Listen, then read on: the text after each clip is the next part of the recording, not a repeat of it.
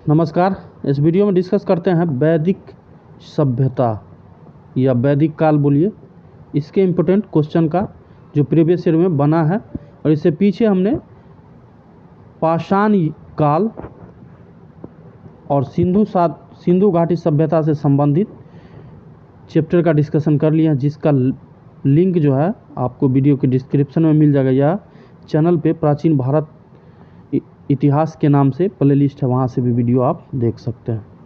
Modern history का भी discuss कर रहे हैं, जिसमें 2 लेसन का डिस्कशन किया गया, उसका भी प्लेलिस्ट आपको मॉडर्न हिस्ट्री के नाम से प्लेलिस्ट चैनल पे अवेलेबल है, या वीडियो के डिस्क्रिप्शन में लिंक प्रोवाइड कर देंगे, वहाँ से देख सकते हैं। क्वेश्चन नंबर फर्स्ट कर रहा है कि आर्य शब्द इंगित करता, वैदिक सभ्यता का डिस्कशन इस वीडियो में कर रहा है। आर्य शब्द इंगित करता है किसका? तो श्रेष्ठ वंश का। डी ऑप्शन इसका सही हो जाएगा। क्वेश्चन नंबर 2 कर रहा है कि क्लासिकीय संस्कृति में आर्य शब्द का अर्थ है। क्लासिकीय संस्कृति में आर्य शब्द का क्या अर्थ है? तो इसका अर्थ है एक उत्तम व्यक्ति। डी उत्तर सही हो जाएगा। क्वेश्चन नंबर आगे आ जाइए। 3 कर रहा है कि सबसे पुराना वेद कौन सा है? सबसे पुराना वेद कौन है? तो ये है ऋग्वेद। क्वेश्चन नंबर 4 कर रहा है त्रयी नाम है। त्रयी नाम है किसका नाम है? तो ये नाम है 3 वेदों को त्रयी के नाम से जानते हैं। कौन कौन है? ऋग्वेद, यजुर्वेद, सामवेद को वेद त्रयी या त्रयी के नाम से जाना जाता है। क्वेश्चन नंबर 5 कर रहा है कि किस वैदिक ग्रंथ में वर्ण शब्द का सर्वप्रथम उल्लेख किया गया है? नामोल्लेख मिलता है।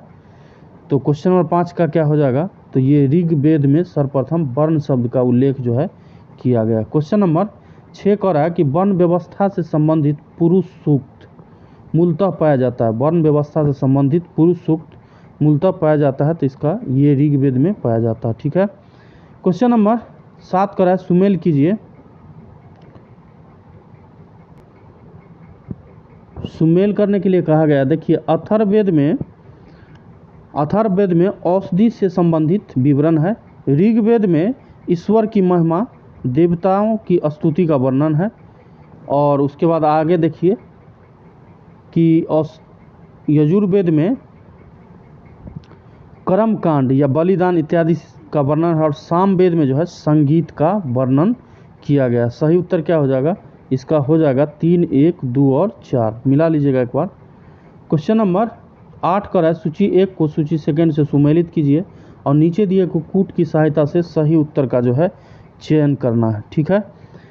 ऋग्वेद जो है, ऋग्वेद का क्या हो जाएगा? स्रोत एवं प्रार्थनाएं। उसके बाद यजुर्वेद का क्या हो जाएगा? स्रोत एवं कर्मकांड। सामवेद का क्या हो जाएगा? संगीत में स्रोत। और अथर्ववेद का क्या हो जाएगा? तंत्र मंत्र एवं वशीकरण से संबंधित है। यानी कि ऑप्शन नंबर ए इसका सही हो जाएगा। क्वेश्चन नंबर आगे आ जाइए। निम्नलिखित 4 वेदों में से किस एक में जादुई माया और वशीकरण का वर्णन अभी ही हमने डिस्कस किया? तो इसका सही क्या हो जाएगा? अथर्ववेद। सी उत्तर इसका सही है।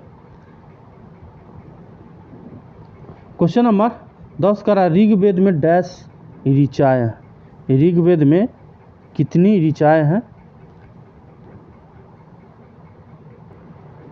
देखिए इस प्रश्न में नहीं दिया गया है कि ऋग्वेद में कितनी ऋचाएँ हैं, लेकिन आप याद कर लीजिए, यहाँ ध्यान देने वाली बात है कि 1028 सूक्त है। 1028 क्या है? सूक्त है। और 10,552 जो है ऋचाएँ या मंत्र, इसको मंत्र भी बोल सकते हैं। तो इसमें सही उत्तर नहीं दिया गया है। तो कितना हो जाएगा? 1028 सूक्त और 10,552 ऋचाएँ या मंत्र भी इसे बोल सकते हैं। ठीक है। क्वेश्चन नंबर 11 का रहा है कि ऋग्वेद है। ऋग्वेद है क्या है? ऋग्वेद तो स्रोतों का संकलन। क्वेश्चन नंबर 12 का रहा है सूची 1 को सूची सेकंड के साथ सुमिलित करें एवं निम्न दिए गए कूट में से सही उत्तर का जो है चयन करना है। ठीक है। ऋग्वेद का क्या हो जाएगा? ऐत्रेय। सी उत्तर इसका हो जाएगा। सामवेद का क्या हो जाएगा? पंचविश। अथर्ववेद का क्या हो जाएगा? गोपद। और यजुर्वेद का क्या हो जाएगा? शतपथ। तो इसका क्या उत्तर सही हो जाएगा? इसका सी उत्तर इसमें सही है। सी उत्तर इसका सही हो जाएगा प्रश्नों का। क्वेश्चन नंबर आगे कह रहा है 13 नंबर कि निम्नलिखित में से कौन सा ब्राह्मण ग्रंथ ऋग्वेद से संबंधित है। निम्नलिखित में से कौन सा ब्राह्मण ग्रंथ ऋग्वेद से संबंधित है। तो सही उत्तर हो जाएगा ऐतरेय ब्राह्मण, ये ऑप्शन सही है। क्वेश्चन नंबर 14 पे आ जाइए। गोपद ब्राह्मण संबंधित है, गोपद ब्राह्मण संबंधित है, तो ये जो है अथर्ववेद से संबंधित है। देखिए आप लोगों से अगर वीडियो पसंद आता है तो प्लीज़ चैनल को ज़रूर सब्सक्राइब कर ले और वीडियो को शेयर जरूर कर दिया कीजिए, ठीक है। क्वेश्चन नंबर 15 का है कि ऋग्वेद का कौन सा मंडल पूर्णतः सोम को समर्पित है। बीपीएससी में पूछा गया है। तो 9वां मंडल जो है यह पूर्णतः जो है सोम को समर्पित है और इसके 9वें मंडल में 114 सूक्त सोम को समर्पित है। क्वेश्चन नंबर 16 का है ऋग्वेद संहिता का 9वां मंडल पूर्णतः किसको समर्पित है। 16 भी इसी संदर्भ में है, तो सोम और इस पेपर नामकृत देवता से संबंधित है। क्वेश्चन नंबर 17 का यज्ञ संबंधी विधि विधानों का पता चलता है। यज्ञ संबंधी विधि विधानों का पता जो है यजुर्वेद से चलता है, डी ऑप्शन सही है। क्वेश्चन नंबर 18 का है कि निम्नलिखित में से किसका संकलन ऋग्वेद पर आधारित है। तो इसका सही उत्तर क्या हो जाएगा, सामवेद। क्वेश्चन नंबर आगे आ जाइए। 19 नंबर का है भारत के किस स्थान पर खुदाई से लौह धातु के प्रचलन के प्राचीनतम प्रमाण जो है मिले हैं। तो ये क्या हो जाएगा, अंतरजी खेरा, बी ऑप्शन इसका सही है। ये भी क्वेश्चन बीपीएससी में पूछा गया था। क्वेश्चन नंबर 20 पे आ जाए। उपनिषद पुस्तकें हैं, उपनिषद पुस्तकें हैं, तो ये दर्शन पर आधारित, डी ऑप्शन सही है। क्वेश्चन नंबर 21 करा उपनिषदों का मुख्य विषय है। उपनिषदों का मुख्य विषय है क्या है, तो दर्शनों पे ये आधारित पुस्तक है। क्वेश्चन नंबर 22 करा है कि निम्नलिखित में से किस एक वैदिक साहित्य में मोक्ष की चर्चा जो है मिलती है। मोक्ष की चर्चा जो है उपनिषद में किया गया है। क्वेश्चन नंबर 23 करा कि अध्यात्म ज्ञान के विषय में नचिकेता और यम का संवाद किस उपनिषद में प्राप्त होता है। ठीक है, अध्यात्म ज्ञान के विषय में नचिकेता और यम का संवाद किस उपनिषद से प्राप्त होता है। क्वेश्चन नंबर 23, तो इसका सही उत्तर हो जाएगा कठोपनिषद, सी उत्तर सही है।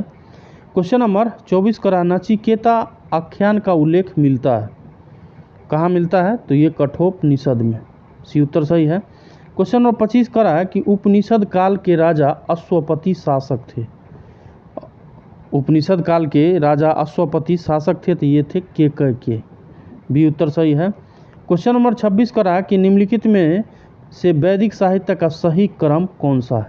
निम्नलिखित में से वैदिक का साहित्य का सही क्रम कौन है, तो सबसे पहले क्या हो जाएगा, वैदिक संहिताएं, उसके बाद ब्राह्मण, उसके बाद आरण्यक, उसके बाद उपनिषद, ये उत्तर इसका सही हो जाएगा। क्वेश्चन नंबर 27 पे आ जाए कि आरंभिक वैदिक साहित्य में सर्वाधिक वर्णित नदी कौन थी उस समय में की, तो आरंभिक वैदिक साहित्य में सर्वाधिक वर्णित नदी जो है ये सिंधु थी, ये उत्तर इसका सही हो जाएगा। और भी उत्तर है यहाँ देख लीजिए, डिटेल भी दिया गया है कि सिंधु घाटी सभ्यता का ऋग्वैदिक काल में सर्वाधिक महत्व, सिंधु नदी का ऋग्वैदिक काल में सर्वाधिक महत्व था, इसी कारण इसका उल्लेख ऋग्वेद में सर्वाधिक हुआ है। और सिंधु घाटी को उसके आर्थिक महत्व के कारण हिरण्यी कहा गया है। ठीक है, क्वेश्चन नंबर 26 करा कि वैदिक नदी अस्किनी की पहचान निम्नांकित नदियों में से किस एक के साथ की जाती है, तो इसका सही उत्तर हो जाएगा चेनाब। क्वेश्चन नंबर 29 करा है कि ऋग्वेद से में निम्नांकित किन नदियों का उल्लेख अफगानिस्तान के साथ आर्यों के संबंध का सूचक है, क्या हो जाएगा, कुंभा और कुरुमु, सी उत्तर सही है। क्वेश्चन नंबर 30 करा है कि वैदिक नदी कुंभा का स्थान कहाँ निर्धारित होना चाहिए। वैदिक नदी कुंभा का स्थान कहाँ निर्धारित होना चाहिए, तो अभी डिस्कस किए, इसका क्या होना चाहिए, अफगानिस्तान में। क्वेश्चन नंबर 31 करा सूची 1 को सूची सेकंड के साथ सुमेलित करना है और सूचियों के नीचे दिए गए कूट की सहायता से सही उत्तर दिया गया है, करना है। वैदिक नदी दिया गया और आधुनिक इसका नाम दिया गया है। ठीक है, कुंभा का क्या हो जाएगा, काबुल हो जाएगा, कुंभा का आधुनिक नाम काबुल। पुरुषनी नदी का हो जाएगा रावी, और सदानीरा का क्या हो जाएगा गंडक, और सतुद्री का हो जाएगा सतलज। क्या उत्तर बन जाएगा? तो उत्तर इसका बन जाएगा 2, 3 और 1 और 4, 23, 14। 23, 14 ऑप्शन नंबर बी में सही है। क्वेश्चन नंबर 32 पे आ जाए कि निम्नलिखित में से कौन सी प्रथा चतुष्टय वेदोत्तर काल में प्रचलित हुई? तो इसका क्या हो जाएगा? इसमें 2 उत्तर सही है। एक तो धर्म, अर्थ, काम, मोक्ष ये है, और एक है ब्रह्मचर्य, गृहस्थ्रम, वानप्रस्थ और संन्यास। 2 उत्तर इसका सही है। क्वेश्चन नंबर 33 का धर्म और रीत भारत की प्राचीन वैदिक सभ्यता के एक केंद्रीय विचार को चित्रित करते हैं।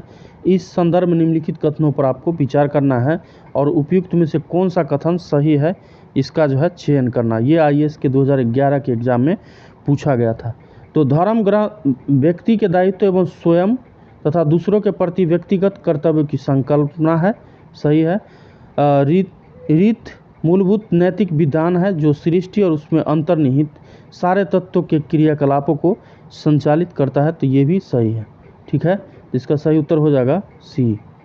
आईएएस के एग्ज़ाम में होता क्या है कि यूपीएससी के एग्ज़ाम में जैसे इंग्लिश में क्वेश्चन सेट करता है, ठीक है, और इंग्लिश में क्वेश्चन सेट किया और उसको क्या करता है डायरेक्ट गूगल की सहायता से हिंदी ट्रांसलेट कर देता है हिंदी मीडियम के लिए, और उससे क्या होता है कि हिंदी पढ़ के हिंदी ही नहीं समझ में आता रहता है। ठीक है, ये एग्ज़ाम में अक्सर ऐसा देखने को मिलता है, जिसके वजह से है क्या कि आईएएस में आप देखेंगे कि मात्र 1% ही बोल सकते हैं, 1 या 2% के अंदर ही आईएएस में हिंदी मीडियम वाले स्टूडेंट का रिजल्ट जो है सीमित होकर रह गया है, क्योंकि हिंदी मीडियम स्टूडेंट का हिंदी ही इतना टफ देता है ना कि हिंदी ही नहीं समझ में आता है कि क्वेश्चन पूछ क्या रहा। ये सबसे बड़ा टफ है। ठीक है, बीपीएससी में तो ऐसा नहीं अभी तक देखा गया है, लेकिन जिस हिसाब से बीपीएससी भी यूपीएससी को फॉलो करता जा रहा है उस हिसाब से लग रहा है कि कभी सिलेबस अगर अप टू डेट किया या सिलेबस कभी बदला तो तय है कि हिंदी मीडियम स्टूडेंट को बहुत प्रॉब्लम फेस होने वाला है। ठीक है,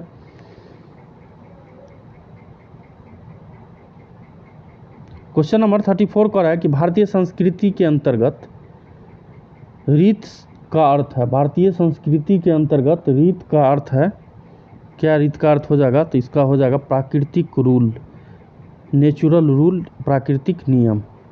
क्वेश्चन नंबर 35 का है कि निम्नलिखित वैदिक देवताओं में से किससे उसका पुरोहित माना जाता था? निम्नलिखित वैदिक देवताओं में किसे उनका पुरोहित माना जाता था? तो इसका क्या हो जाएगा? बृहस्पति। बी उत्तर सही है। क्वेश्चन नंबर 36 का है कि निम्नलिखित में से कौन सी वह ब्रह्मवादिनी थी जिसने कुछ वेद मंत्रों की रचना की थी? तो इसका क्या हो जाएगा? लोपामुद्रा। ये ऑप्शन सही है। क्वेश्चन नंबर 37 का है कि ऋग्वैदिक काल में निष्क शब्द का प्रयोग एक आभूषण के लिए होता था, किंतु परवर्ती काल में उसका प्रयोग इस अर्थ में हुआ। किस अर्थ में हुआ है? तो इसका सही उत्तर हो जाएगा सिक्का के रूप में। ए उत्तर और डी उत्तर इसका सही हो जाएगा। क्वेश्चन नंबर 38 पे आ जाए, ऋग्वैदिक काल में निष्क किस अंग का आभूषण था? तो इसका अभी डिस्कस किया हमने, गला का। निष्क किस अंग का आभूषण था? तो गला का।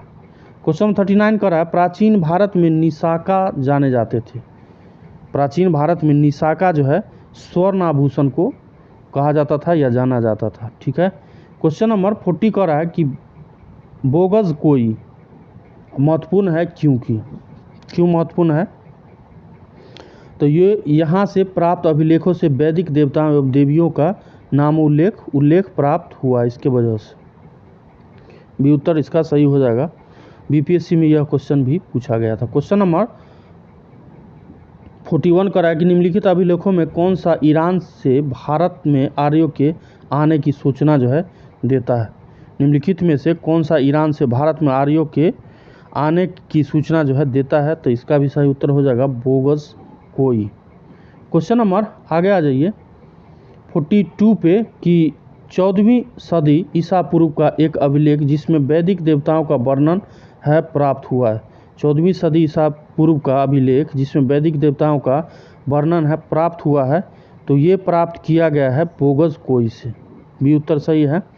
क्वेश्चन नंबर 43 करा कि निम्नलिखित में से किसने आर्यों के आदि देश के बारे में लिखा था। निम्नलिखित में से किसने आर्यों के आदि देश के बारे में लिखा था, तो ये लिखा गया था बाल गंगाधर तिलक के द्वारा। क्वेश्चन नंबर 44 करा है कि जिस ग्रंथ में पुरुष मेध का उल्लेख है वह है। जिस ग्रंथ में पुरुष मेध का उल्लेख है वह है, क्या हो जाएगा इसका,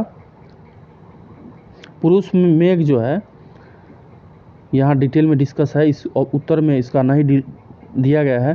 पुरुष मेघ जो है एक प्रमुख यज्ञ है। यह शुक्ल यजुर्वेद के 3रे अध्याय कृष्ण यजुर्वेद शुक्ल यजुर्वेद के शतपथ ब्राह्मण तथा कृष्ण यजुर्वेद के 33 ब्राह्मण में वर्णित है। अतः प्रश्न के दिए गए जो विकल्प तीनों मौजूद होने के कारण, तीनों मौजूद है, कृष्ण भी और उसके बाद शतपथ भी है, तो तीनों मौजूद है, जिसके कारण इसका उत्तर क्या हो जाएगा, इनमें से कोई नहीं, या डी उत्तर इसका सही हो जाएगा। क्वेश्चन नंबर 45 करा है कि शतपथ ब्राह्मण में उल्लिखित राजा विदेद माधव से संबंधित ऋषि थे, तो ये थे ऋषि गौतम राहुगण। डी ऑप्शन सही है। क्वेश्चन नंबर 46 करा है कि उत्तर वैदिक काल में निम्नलिखित में से किसको आर्य संस्कृति का धूर समझा जाता था, तो इसका क्या हो जाएगा, आगे उत्तर देखिए, कुरु और पांचाल सी उत्तर सही हो जाएगा। क्वेश्चन नंबर 47 करा है कि गोत्र शब्द का प्रयोग सर्वप्रथम हुआ था।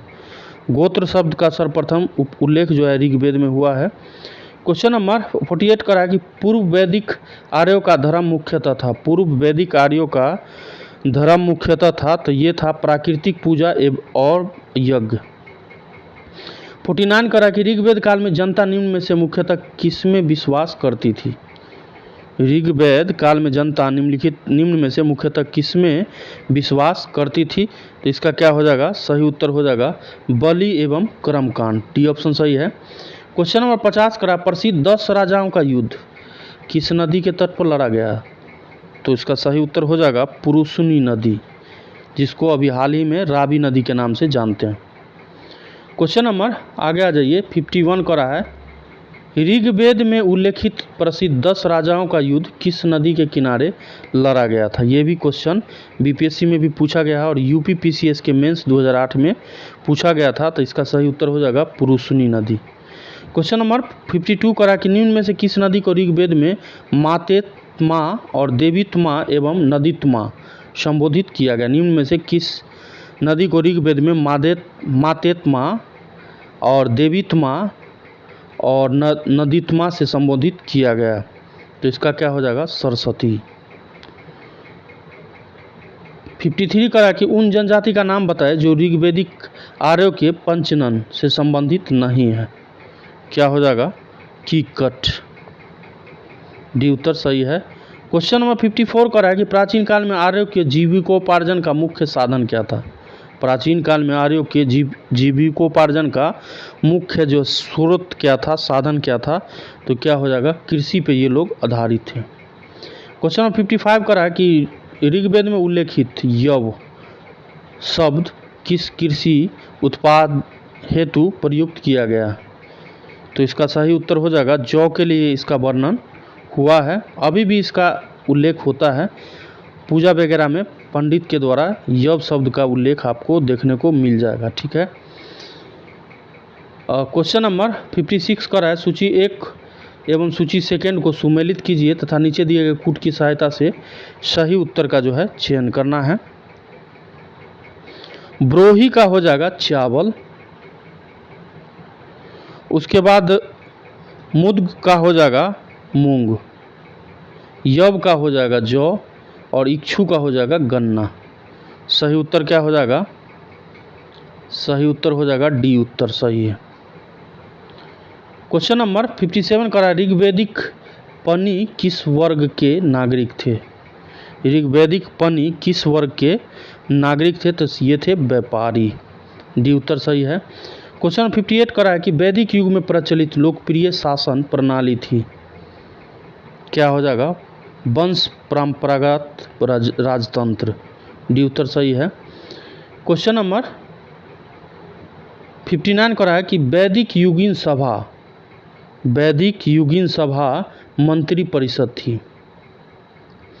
क्वेश्चन नंबर 60 का है कि किस वेद में सभा और समिति को प्रजापति के दो पुत्रियों कहा गया है। किस वेद में सभा और समिति को प्रजापति की दो पुत्रियों की संज्ञा जो है दिया गया है, तो ये दिया गया है अथर्ववेद में। क्वेश्चन नंबर 61 का रहा है कि ऋग्वैदिक जनसभा जो न्यायिक कार्यों से संबंधित थी उसे कहा जाता था, तो उसे सभा के नाम से जाना जाता था। क्वेश्चन नंबर 62 का रहा है कि आयुर्वेद तथा जीवन का विज्ञान का उल्लेख सर्वप्रथम मिलता है। आयुर्वेद तथा जीवन का अर्थात जीवन का विज्ञान, आयुर्वेद को ही जीवन का विज्ञान कहा गया है, का उल्लेख सर्वप्रथम मिलता है, तो ये इसका जो सर्वप्रथम उल्लेख है ये अथर्ववेद में किया गया। क्वेश्चन नंबर 63 का है ऋग्वैदिक धर्म था, तो ये है बहुदेववादी, ये ऑप्शन सही है। क्वेश्चन नंबर 64 का है कि सर्वाधिक ऋग्वैदिक सूक्त समर्पित हैं, तो सर्वाधिक ऋग्वैदिक सूक्त जो इंद्र को समर्पित है। देखिए टोटल जो है यहाँ दिया गया है, ऋग्वेद में इंद्र का वर्णन सर्वाधिक प्रतापी देवता के रूप में किया जाता है, जिसमें 250 सूक्त समर्पित है। और भी है, डिटेल में आप एक बार देख लीजिएगा। 65 का निम्नलिखित में से किसे ऋग्वेद में युद्ध देवता समझा जाता था। किसे समझा जाता था, तो इसका सही उत्तर हो जाएगा इंद्र को। 66 नंबर कह रहा है ऋग्वेद में सर्वाधिक संख्या में मंत्र संबंधित है, तो इसका सही हो जाएगा अग्नि से।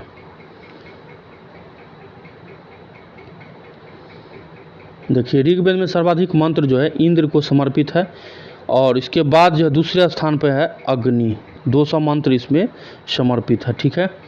क्वेश्चन नंबर 67 कह रहा है कि वैदिक देवता इंद्र के विषय में निम्नलिखित कथनों पर विचार करना है तथा नीचे दिए गए कूट की सहायता से सही उत्तर का जो है चयन करना है। 1 मिनट। तो इसमें है झंझावत के देवता थे और वर्षा के देवता थे, 2 उत्तर इसमें सही है। आगे देखते हैं इसका क्या क्या उत्तर दिया गया है। ऑप्शन नंबर डी इसमें सही हो जाएगा। क्वेश्चन नंबर 68 का निम्नलिखित में से पूर्व वैदिक आर्यों का सर्वाधिक लोकप्रिय देवता कौन था।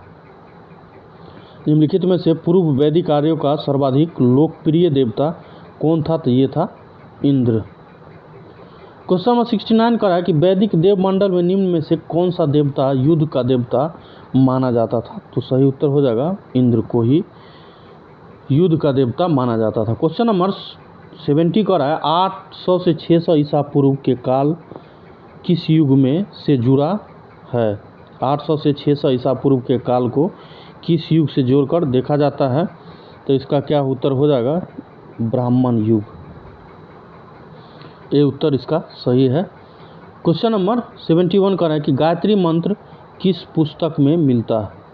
गायत्री मंत्र किस पुस्तक से लिया गया है या मिलता है, तो इसका सही उत्तर हो जाएगा ऋग्वेद से लिया गया, और इसके रचनाकार थे विश्वामित्र। ये भी क्वेश्चन पूछा है। क्वेश्चन नंबर 72 कह रहा है कि गायत्री मंत्र के नाम से प्रसिद्ध मंत्र सर्वप्रथम किस ग्रंथ में मिलता है, तो इसका सही उत्तर क्या हो जाएगा ऋग्वेद। क्वेश्चन नंबर 73 कह रहा है कि गायत्री मंत्र की रचना किसने की थी। गायत्री मंत्र की रचना किसने की थी, तो ये किए थे विश्वामित्र। क्वेश्चन नंबर 74 का सर्ग, प्रतिसर्ग, वंश, मन्वंतर और वंशानुचरित संकेतक है, तो इसका सही उत्तर हो जाएगा पुराणों का। क्वेश्चन नंबर 75 का पुराणों की संख्या है, पुराणों की टोटल कितनी संख्या है, तो 18 पुराण, बी उत्तर सही है। क्वेश्चन नंबर 76 का श्रीमद् भगवत गीता मौलिक रूप से किस भाषा में लिखी गई थी, तो इसका सही उत्तर क्या हो जाएगा संस्कृत में। क्वेश्चन नंबर 77 का कि महाभारत मूलतः किस रूप में जानी जाती थी, तो ये जो है जय संहिता के रूप में जानी जाती थी। क्वेश्चन नंबर 78 का कि संहिता उपनाम निम्नलिखित में से किस ग्रंथ का है? किसका है? तो ये है महाभारत का। क्वेश्चन नंबर 79 कर रहा है कि हिंदू पौराणिक कथा के अनुसार समुद्र मंथन हेतु किस सर्प ने रस्सी के रूप में स्वयं को प्रस्तुत किया? तो इसका सही उत्तर हो जाएगा वासुकी। क्वेश्चन नंबर 80 कर रहा है कि किस काल में अछूत की अवधारणा स्पष्ट रूप से उद्दीत हुई थी? क्या हो जाएगा इसका सही उत्तर? धर्मशास्त्र के समय। डी उत्तर सही है। क्वेश्चन नंबर 81 कर रहा है कि सत्यमेव जयते शब्द किस उपनिषद से लिया गया है या लिए गए हैं? ये भी क्वेश्चन बीपीएससी में पूछा गया। तो इसका क्या हो जाएगा? मुंडकोपनिषद। मुंडकोपनिषद ये उत्तर सही है। 82 कर रहा है कि सत्यमेव जयते शब्द कहाँ से लिया गया है? 82 भी इसी संदर्भ में है, तो मुंडक उपनिषद। क्वेश्चन नंबर 83 कर रहा है कि भारतीय प्रतीक पर उत्कीर्ण सत्यमेव जयते लिया गया है, तो मुंडकोपनिषद से। क्वेश्चन 84 कर रहा है कि तमसो माँ ज्योतिर्गमय कथन है मूलतः, तो इसका क्या हो जाएगा? उपनिषदों का। क्वेश्चन नंबर 85 कर रहा है कि किस उपनिषद का शाब्दिक अर्थ होता है सफ़ेद घोड़ा? किस उपनिषद का शाब्दिक अर्थ है सफ़ेद घोड़ा? तो इसका क्या हो जाएगा? इनमें से कोई नहीं। क्यों होगा? विकल्प में दिया गया जो है किसी उपनिषद का तात्पर्य सफ़ेद घोड़ा नहीं होता। क्वेश्चन नंबर 86 कर रहा है कि सत्यकाम जाबाल की कथा जो अनब्याही माँ होने की लालछन को चुनौती देती है उल्लेखित है, तो इसका क्या हो जाएगा? छांदोग्य उपनिषद में। क्वेश्चन नंबर 87 कर रहा है ऋग्वेद की मूल लिपि थी? ऋग्वेद की मूल लिपि थी ब्राह्मी। क्वेश्चन नंबर 88 कर रहा है कि वैदिक कर्मकांड में होता का संबंध है? वैदिक कर्मकांड में होता का संबंध जो है ये ऋग्वेद से ही है। क्वेश्चन नंबर 89 कर रहा है कि अवेस्ता और ऋग्वेद में समानता है। अवेस्ता किस क्षेत्र से संबंधित है? क्या हो जाएगा? ईरान क्षेत्र से। बी उत्तर सही है। क्वेश्चन नंबर 90 पे आ जाए कि वैदिक काल में किस जानवर को अघन्य कहा गया है? अघन्य मतलब जिसे मारा नहीं जा सके, तो इसका क्या हो जाएगा? गाय। शायद इसी के कारण अभी गाय को लेके इंडिया में इतना बवाल होता रहता है। अघन्य मतलब जिसे मारा नहीं जा सके, पूजनीय होगा है। क्वेश्चन नंबर 91 कर रहा है कि ऋग्वेद में अघन्य का प्रयोग हुआ, किसके लिए हुआ है? तो गाय के लिए। क्वेश्चन नंबर 92 कर रहा है कि ऋग्वेद में कई परिच्छेदों में प्रयुक्त अघन्य शब्द संदर्भित है, किसके लिए? तो गायों के लिए। क्वेश्चन नंबर 93 कर रहा है ऋग्वेद कालीन आर्यों और सिंधु घाटी के लोगों की संस्कृति के बीच जो है में अंतर के संबंध में निम्नलिखित कथनों में से कौन सा कथन जो है सही है? छोटा कर लेते हैं तब क्लियर दिखाई देगा। 3 स्टेटमेंट दिया गया है और कह रहा है कि नीचे दिए गए कूट की सहायता से सही उत्तर का जो है चयन जो है करना। तो इसमें ऋग्वेद कालीन आर्य कवच और सिर शास्त्र हेलमेट का उपयोग करते थे। देखिए इतना टफ वर्ड दे दिया, इसको भी छोटा करके दिया जो समझ में आए कि उपयोग करते थे, जबकि सिंधु घाटी सभ्यता के लोगों में इनके उपयोग का कोई साक्ष्य नहीं मिलता। इसमें सिर्फ यही सही है, एक स्टेटमेंट सिर्फ सही है, तो इसका क्या हो जाएगा उत्तर? ओनली 1 स्टेटमेंट सही है। क्वेश्चन नंबर आगे आ जाइए। 94 करा कि ऋग्वेदिक काल में प्रारंभ में निम्न में से किसे महत्वपूर्ण मूल्यवान संपत्ति समझा जाता था? तो ये गाय को ही मूल्यवान संपत्ति जो है समझा जाता था। क्वेश्चन नंबर 95 करा कि सूची 1 को सूची सेकंड के साथ सुमेलित कीजिए और सूचियों को नीचे दिए गए कूट की सहायता से सही उत्तर का चयन करना। इधर सूची 1 सूची सेकंड दिया गया। सिंधु घाटी सभ्यता कैसा सभ्यता था? तो नगरीय सभ्यता था। उत्तर वैदिक समाज जो था ये कृषक समाज था। ऋग्वैदिक समाज किस टाइप का था? चारागाह था। और मध्य काल का समाज था, ये जमींदार था। तो इसका क्या हो जाएगा, उत्तर क्या हो जाएगा, 4 3 1 2 43 12 डी उत्तर इसका सही है। क्वेश्चन नंबर 96 पे आ जाए। प्राचीन भारतीय समाज के प्रसंग में निम्नलिखित शब्दों में से कौन सा शब्द शेष 3 के वर्ग का नहीं है। तो इसका क्या हो जाएगा, कोश। 97 कह रहा है कि संस्कारों की कुल संख्या कितनी है। कितना है संस्कार, 16 संस्कार। 98 कह रहा है जीविकोपार्जन हेतु वेद वेदांग पढ़ाने वाला अध्यापक कहलाता था।